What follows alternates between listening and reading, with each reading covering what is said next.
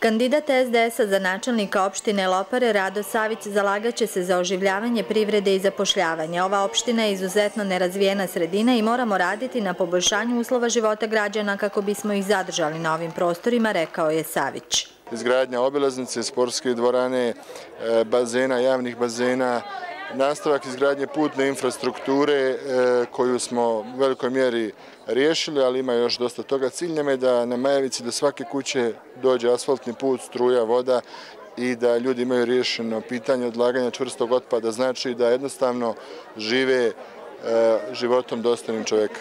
Nosilac liste SDS-a za Skupštinu opštinu Lopare Ranko Todorović podsjetio je da je SDS u Loparama na vlasti od 1992. godine. Zalagat ću se da ovom narodu bude bolje kroz razvoj infrastrukture, zapošljavanje, novih radnih mjesta, otvaranje i nama narod vjeruje. Kandidata SDS-a u Loparama podržao je i predsjednik stranke Mladen Bosić koji je birače pozvao da izađu na izbore 7. oktobra.